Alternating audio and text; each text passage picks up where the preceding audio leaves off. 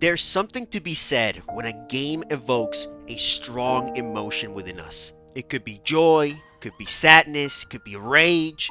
I was done! Oh my god! I'm done! Oh god! One thing we can all agree on is that video games have the power to ignite emotions in players, whether through its story, gameplay, music, characters, even through competition. It can define a memorable experience that could leave a lasting impression that sticks with the player long after the game is finished. For me, Xenoblade Chronicles was one of those games. I stumbled across it at the perfect time as the quarantine rule was still in effect. While I was deep in my Smash Bros. Ultimate addiction, a friend suggested I try Xenoblade Chronicles Definitive Edition. Yo, dude, I got this game. It's pretty hype. You're gonna love it. Being an avid RPG fan myself, I thought, why not? Unbeknownst to me, I was in for a pleasant surprise as making that purchase will mark the beginning of one of the best gaming experiences I'd ever have. Yo, Future Delta here. I forgot to mention that I do go into slight spoilers here in the video. So if you guys haven't played the game and are interested in getting into it and are put off by the spoilers, then yeah, this is your warning. So yeah, without further ado, take it away, Past Delta. The story was refined with good writing and incredible and likable characters that pulled their own weight, along with excellent voice actors who play their roles perfectly. I'll kill you! The combat, while appearing automated on the surface, offers a significant level of depth and interactivity to keep players engaged. And then there's Ryan. I love you, Ryan. But what also caught my eye was the game's fascinating and expansive world it offered. Now, I'm just gonna go ahead and say it. I think Xenoblade has one of the best world designs seen in gaming. Am I gonna get cooked for saying that? Like, first of all, the characters live on Titan corpses.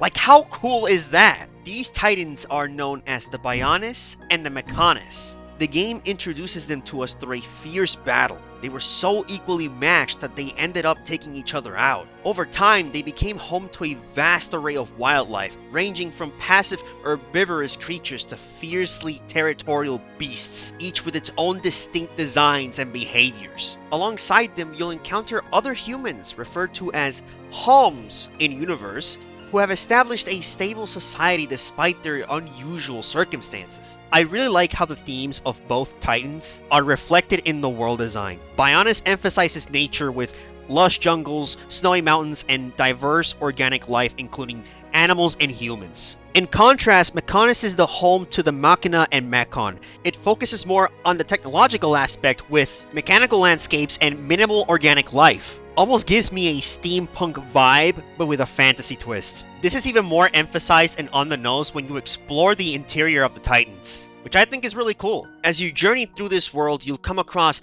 villages, settlements, colonies, and even a city inhabited by another race known as the High Entia. But the real treat comes from the big open areas. The game creatively reimagines familiar biomes, transforming them into breathtaking spectacles that inspire a sense of wonder. Combined with expertly crafted landscapes, landmarks, and all sorts of fantastic views, this world becomes a marvel that practically begs the player to explore it. But we're getting a little ahead of ourselves. Let's backtrack a little, let's rewind a little bit. Colony 9 serves as a great introduction to the world. Not only is it the hometown of the protagonist, Shulk, but it also provides an early glimpse into how the game operates. You'll encounter a variety of unique creatures, from this world's version of bunnies and caterpillars to formidable elite enemies like a much bigger caterpillar. Yeah. Additionally, you'll also be given quests that send you to search for items, which you can find scattered around these areas. It's up to you and your party to take on these challenges, easing you into the game's combat and exploration mechanics. This is where the game establishes the game loop. You're going to be seeing these quests in every main city or village you go to. The quests themselves aren't by any means extravagant or interesting, but it's a good way to send the player out and about, to encourage exploration and look for any secrets they might find. Another thing I should mention is that some quests, once completed, don't require you to return to the quest giver. This leads to a much smoother exploration experience, which is immensely appreciated. You vanquish the enemies needed to complete the quest? Don't worry, you don't have to report them back, the game will just automatically mark them as completed. Unfortunately, some of the quests don't follow this approach, Some require you to search for an item or slay a mini-boss or a monster in a distant location, sometimes even in an entirely different part of the Bionis, forcing you to return to the quest giver. But in a way, they add to the sense of realism, making the colonies feel more alive and interconnected. Alright, let's stop right here. Let's speed things up a little bit. You've just finished defeating the spider boss and left Tephra Cave. Next thing you know, you're greeted by an amazing view of the Mechonis. As you keep moving, you notice that there's no music playing, walking on a narrow passageway, building tension. And that's when you finally reach it.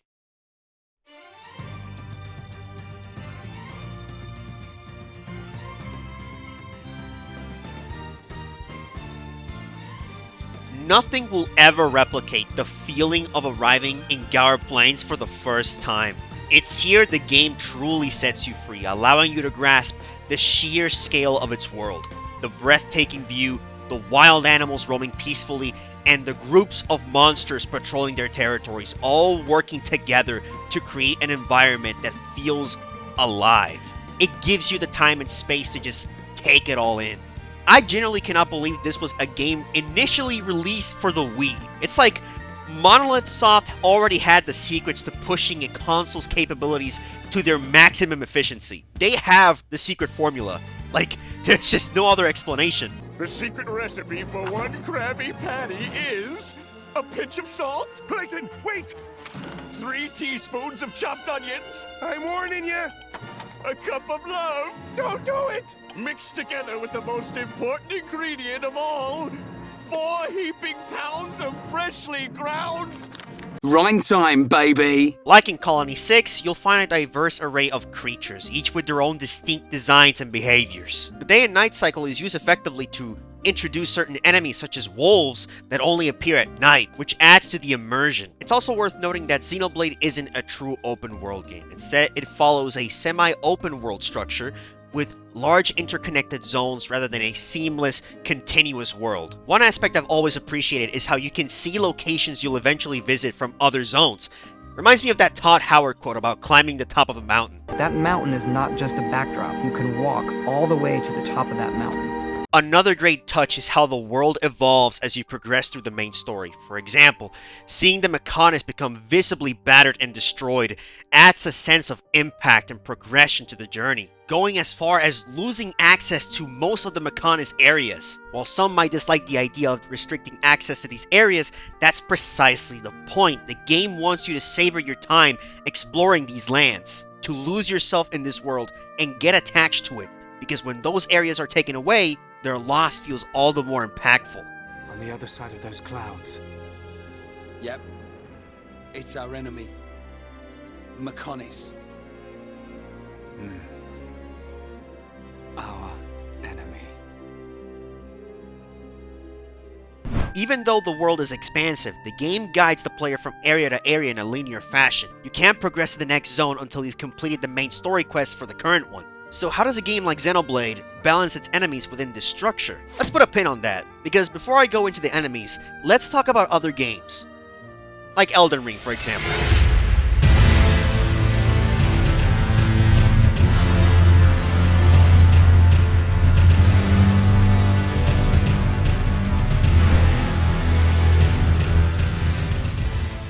This game drops you into this world with barely any guidance, but you do have one objective: to become Elden Lord. In my opinion, Elden Ring has one of the best open worlds ever. Like, it's really good. It constantly feeds to the player reasons or motivations to go out there, explore, discover, find weapons, find runes, find bosses, amongst other things. But I want to focus on the enemies that roam around the world, because more often than not, you will find enemies in areas or zones that are a bit stronger than those you encounter early in the game. This is what I personally call location-based balancing. They normally serve as a way to indicate that you are not strong enough, so you shouldn't be in this area just yet.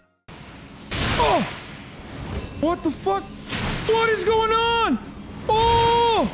Oh, that's so scary! It's a streamlined system designed to provide gentle guidance for players, whether they need to level up or are unsure of where to go next. These challenges act as a natural way to steer them. They are almost like guidelines or suggestions. You don't have to follow them, but you're gonna have a really tough time if you choose to push forward. Now, this is not a bad system, as it does a good job of nudging new players in the right path, but in doing so, say a player decides to diverge from the more structured path. They might stumble into new areas where the level gap is so significant that it could discourage exploration. To Elden Ring's credit though, it mitigates this issue by ensuring the gap isn't too extreme. An underleveled player can still overcome tougher enemies through sheer mechanical skill, making the challenge feel surmountable rather than outright restrictive. Well, most of the time. Now, why am I talking about the enemies here? Because I think it's important we establish the basic structure of enemy placements before we talk about the other variable we haven't considered: field bosses. These bosses are dispersed around the world. They're not really essential to the narrative or progression, but they do spice up the exploration.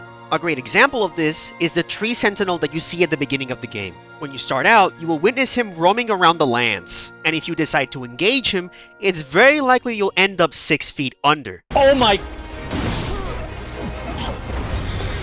Jesus! But even so, if you have the mechanical skill to dodge his attacks, you can still prevail, regardless of whether you're level 1 or not. It does a good job setting up the elements you will encounter in this world.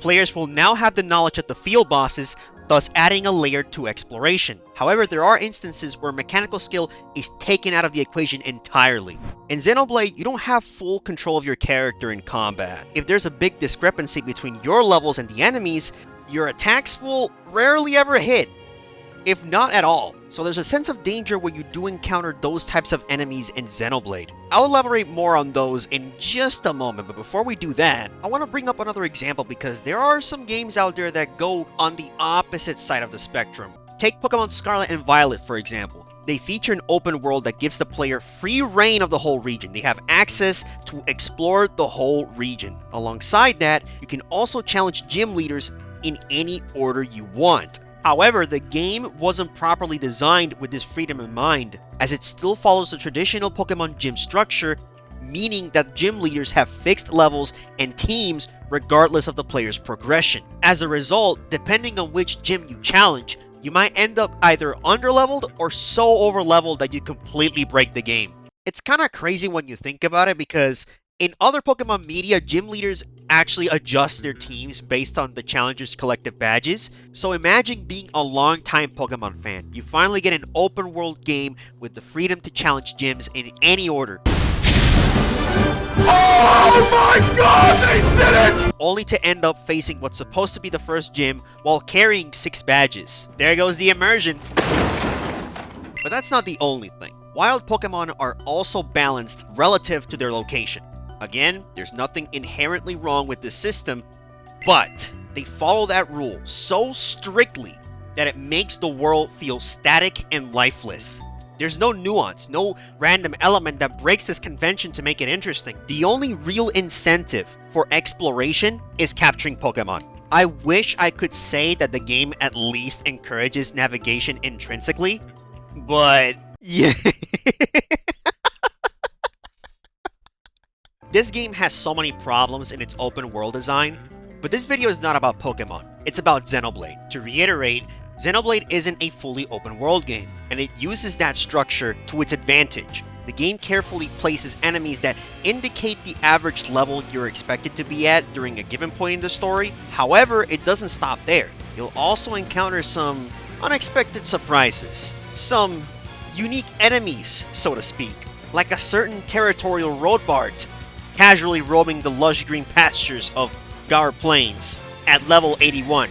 You know, just your average Tuesday. At that point in the game, the player should be roughly around level 16 to 18-ish, and this is something that you will see frequently in every single zone that you go to.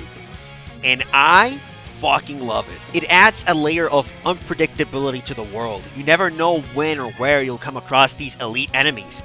When I play an open world game, I want to be surprised. I want to stumble upon powerful enemies naturally during my adventures, creating a genuine sense of discovery. Not to mention that they make the world feel alive. It feels like you're exploring an authentic, breathing ecosystem with its own established hierarchies, rather than just a game world designed around the player's convenience. It also teaches you to stay aware of your surroundings, to be cautious about where you venture, as these formidable enemies can appear at any time. Whether you're progressing through the main story or simply exploring at your own pace, you might unexpectedly cross paths with one of them. What the hell? Why are there level 78 monsters here? Oh shit, what the fuck? Oh shit, dude! Oh shit! Please! Please, leave me alone, please! I don't want no beef, man. I don't want any beef. Please! Ooh, new landmark. It's a subtle yet effective way to introduce tension, keeping the player engaged and on their toes while navigating the world. It's one of my favorite design choices of this game. It adds a lot more than people give it credit for. Unlike other RPGs, this game does not have treasure chests or packs of loot to find while exploring. Well, you can get treasure chests, but only after you defeat an enemy. Instead, the most tangible thing you can obtain are the items you find across the lands and ether crystals you can mine. Wait, so what's the point of exploring? What's the point of losing yourself in this world if there isn't a tangible reward to incentivize the player? Well, for starters, you still get meaningful rewards. When you discover new landmarks, you gain experience points and unlock new fast travel points, which, given the size of the game, becomes incredibly useful. On top of that, you might stumble upon locations for the heart-to-hearts, which are really useful for maximizing character affinities and witnessing unique character interactions, something I really recommend experiencing. That one heart-to-heart with Shulk and Ricky where Ricky practically adopts Shulk is one that lives rent-free in my mind. The Collectopedia also gives some pretty neat rewards. By registering items that you found in your adventures, you can receive items like gems, weapons, or armor. So even though it doesn't follow the traditional structure seen in other RPGs, you can still get tangible rewards through exploration. Now this might be stretching it, but I do believe this game rewards exploration in intrinsic ways. Whether it's through its beautifully designed environments or the discovery of secret areas, I do think these are valid reasons to encourage players to traverse these lands. At least I can say that for me it was. Satoral Marsh is one of my favorites. When the night falls and the trees light up with ether particles, it's truly a sight to behold. Since this game's release, Monolith has continued to perfect their craft and get better with each entry, which is insane to me. Not just with their own IPs, but they also helped with the creation of other worlds like Legend of Zelda Breath of the Wild and Tears of the Kingdom. The first Xenoblade established an incredibly solid foundation that will later be expanded all the way to Xenoblade 3, which, might I add, is my favorite game in the series. No, seriously, I love this game. Xenoblade 3 is like in my top 5 favorite video games of all time. It's so good. Xenoblade X is the only game I've yet to play, but I did hear some solid things about the world and its exploration, so I'm really excited to immerse myself in the world of Mira and take in all of the wonderful sights and secrets I will inevitably stumble upon. I made this video out of hype for Xenoblade Chronicles X, which is only about a month away from release since the making of this video. That's not the only reason, of course. I genuinely enjoyed my time exploring this game's world. I was invested not just in the story, but also in uncovering the details of its environments. So I just wanted to show my appreciation for it. And that about wraps up the video. Thank you guys so much for watching. This one took a little longer than I would have hoped. Had some real life issues that I had to deal with, but you know, we're back. We're still here. We're still making some videos. We're still making content at a slow pace, but you know, we're still doing it, all right? And I really hope you guys enjoyed the video. If you guys want to see more content like this, be sure to leave a like, subscribe to the channel, leave a comment. You know, it helps with the algorithm. What do you guys think of the video? What are your thoughts about the world of Xenoblade? Do you guys like it? Do you guys don't? Let me know in the comments. I'm always open to hear y'all's opinions, alright? Keep the notifications on for any new videos that I might drop sporadically. Who knows? So, yeah. I hope you guys have a good morning, good afternoon, good evening, and I'll see y'all in the next one. Have a good one, and drink lots of water.